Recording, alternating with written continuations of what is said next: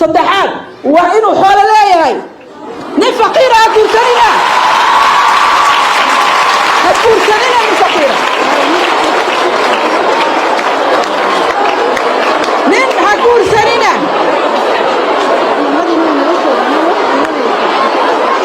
هكور سنينة تصدحات محاوية مال وإنه حول لا يهي دليل بانو هيا ورسول كان صلى الله عليه وسلم الشاكر دليل بان هيا وصحيح عامدين هيا هقول سنين من فقيرة النبي صلى الله عليه وسلم وحيث فقلت أبي جهل معاوية خطبني وأسامة بن زيد صدح لا سائل من رسول الله صدح لا نمحاك يا لا بل إن كان الشيء رسول الله ورسولك الله بل قبل عقل قبل لا الرسول قلت بلا وكان شاكي سكينات ربي الساقين شخص الله ما شاكي صدق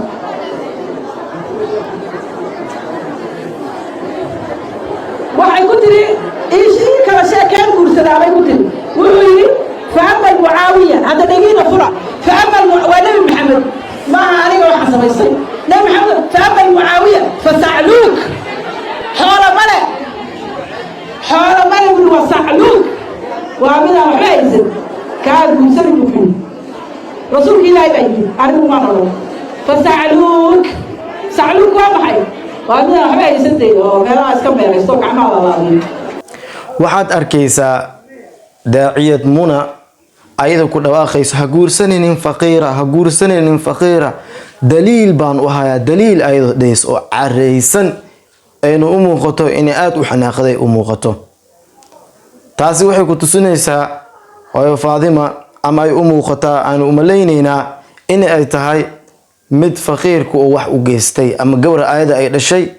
nin faqiir inuu guursaday ama mid dariskeeda oo jaarkeeda ah ama ma aragtaa mid ay garanayso oo faqiir wax u geystay aad arkaysaa carada oo ka muuqato daliil aynu soo qaadatay daliilkay u soo qaadatay xadiidku waa xadiid saxiix ah oo Bukhari iyo Muslim bay isku raacaan muttafaqun alayhi ah laakiin sidee bay u fahantay maama muna ama daaciyad muna sidee bay u fahantay waxay tiraahdaa ha guursanin nin faqiira daliil baan u hayaa oo cadeen ah waxay soo qaadatay xadiidkii Faadima bint Qays ay soo qaadatay radiyallahu anha hadaba xadiidka sidoo u dhacay bal eeg waxay tiraahdaa Faadima waxaan u imid oo aan u tagay nabiga sallallahu alayhi wasallam markaas waxaan ku dhahay ya rasuulallah rasuulkii allah innal muawiyata wa abul jahm muawiya iyo abul jahm ninkala yiraahdaa qatabani way soo doonteen oo gurbe iga soo doonteen nabiga sallallahu alayhi wasallam wuxuu yiraahday amma al muawiyatu muawiya ninkala leeyahay fasu'lukun la maala lah muawiya ninkala leeyahay waan sicir barar ah oo aan maal lahayn weeyaan oo faqiir ah ala kulli hal faqiir oo maal aan lahayn wa amma abul jahm ninkala leeyahay fala yad'u al 'asa an 'atiqi ay qoortiisa kama dajiyo ul ayu mar walba sitaa ushaas oo ku garaacayo dumarka oo ku garaacayo waa riwaayad Muslim oo leeyahay fadarabun lin nisa'i ninka abul jahmi la leeyahay dumarka ay usha ku garaaca ilaa markii dambe oo loo guurin doono Faadima bint Qays Usama bin Zayd oo loo guurin doono abul jahm iyo ninka Muawiya way dhaaftayo Usama bin Zayd ayaa loo guuriyay Faadima gabadha la yiraahdo daliilkaas ay soo qaadatay hadaba Faadima isbarbardhig bay sameysay oo maya nabiga isbarbardhig buu sameeyay Faadima nabiga muusan dhihin waxa weeye ninkan Muawiya taajir waa muusan dhihin ama faqiir waa wuu yiri abul jahmna taajir waa muusan dhihin على كل شيء فقير تاجر موسن اسبربر دغين waxa la isbarbar dhigay mid dumarka garaaca oo dila iyo mid faqiir ah ayaa la isbarbar dhigay hadaba ayadana sida u faahantay bal eeg faqiir ha guursanin warin dilay haduu uu joogo oo gabadhi garaacayo oo dilayo ee taajirka baadhaamo ee ma aan faqiirku iyo taajirka way kala sareeyano taajir guursa faqiir ha guursanin xadiiska sida ma ahan waxba la isbarbar dhigaya mid dumarka garaaca iyo mid faqiir baa laisbarbar dhigayaa ilaa labadoodiiba ay gudubtay oo ay dhaaftay oo loo guuriyey Usaama bin Zayd oo loo guuriyey maamuna dhinacaas ay martay oo faqiirkiiba usoo qaadat ha guurinin nabi muusan dhihin laa tankahul mar'ata faqiir yeesan guursanin gabadha habeeneeda ha guursanin muusan dhihin nabiga ninkan dumarkoo garaaca midkan waa faqiir Usaama bay u dhacday laba baa lees barbar dhigay mid dad dila iyo mid ma aragtaa oo faqiir baa lees barbar dhigay ilaa Usaama oo loo guuriyey gabadhii ayada ay ahayd hadaba ilaahi subhanahu wa ta'ala wuxuu leeyahay wa ankihul ayama minkum والصالحين من عبادكم وإمائكم إن يكونوا فقراء يغنهم الله من فضله والله واسع عليم أي الله سبحانه وتعالى ليه وأنكحوا الأيام منكم وأنكحوا أجوريا أو أكحيا الأيام منكم رجع أنا حاسك لهن إيه دمر كأنا نينك لهن الأيام وأناكت أنا نينك خبين وأنا أجوجين iyo naagta aanan ninka u joogin in rag aanan xaaska u joogin al-ayaama la yiraahdaa minkum idin kamid ah was-saalihiina min cibaadikum wa imaa'ikum iyo waxaad u guurisaan kuwa wanaagsan oo fiican oo kamid ah adoomadiina kamid ah iyo adoomada dumarka kamid ah u guuriya oo laakiin wanaagsan u guuriya in yakunu fuqaraa yughnihimullahu min fadli hadii ay yihiin kuwa faqiira aanan waxba haysanin haday yihiin Allah subhanahu wa ta'ala baa deeqi doono fadligiisuna ku deeqi doona allana waa Allah waasaca oo awoodo inuu deeqo oo baahi tiro faqiirtanimada ka gudbiyo caliin ahna weeyaan Allah subhanahu wa ta'ala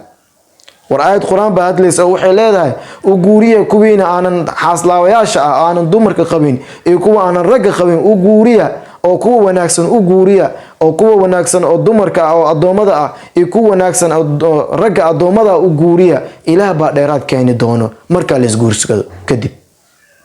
aayada sidaas ay u dhicaysaa sidoo kale ma xasuusataa nabiga sallallahu alayhi wasallam min hadithi Abu Hurayra inuu ku yiraahday tankahul mar'atu li arba'in limaliha wa li jamaliha wa li hasabiha wa li diiniha in afarta shay lagu guursanayo gabadha oo nabigu noo sheegay sallallahu alayhi wasallam afartii nabigu markuu uu sheegay wuxuu si gaar u dhigay inuu yiraahday fadfar bidaati diin taribat yadaka midda diinta leh qabso oo gacanta ka qabso adiga ku liibaanay sida midda diinta leh qaado taasi ayaa wanaagsan ayadoo la sheegay gabar maal leh la sheegay gabar oo nasab fiican ka soo jeeda la sheegay hadana gabar